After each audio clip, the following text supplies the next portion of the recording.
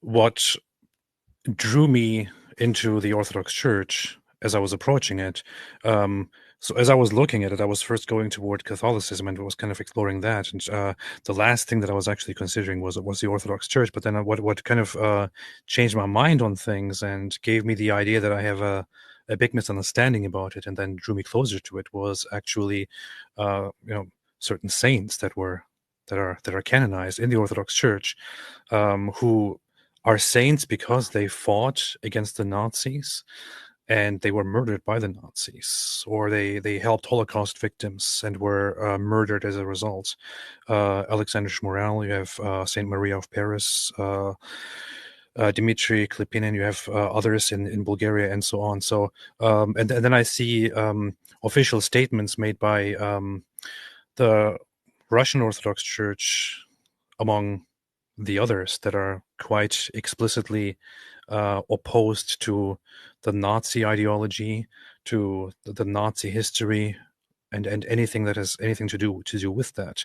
And then you have the aspect of Hitler, that he was very explicitly, very clearly against Christianity, according to his closest, most trusted people.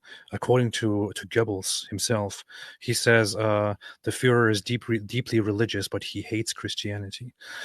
He sees it as a branch of the Jewish race, he says, which is directly from his diary. So well, I have the MK over there, the dreaded MK book. I won't get it out, but there's a pretty significant sections where he says that Christianity was always too radical in terms of being against paganism, and he said that what he would have preferred was if Christianity could be a vehicle for Germanic paganism to synthesize with what he considered Christianity. There's other speeches I read too where Hitler talks about the God of the Old Testament being essentially a different God, and that he could never accept that, which is in the Christian theology, that's Marcionism. Yeah. So there's no way to have Marcionism in Christianity.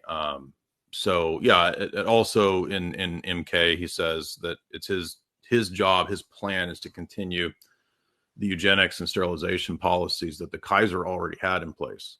And there's no way that a Christian could adopt those kinds of positions. So yeah, I've always thought those aren't pro-life. They started rounding people up and putting them in vans and gassing them to death, considering them not worthy of life and all that, which is pretty messed up. You can't possibly make peace with such an idea with a Christian worldview.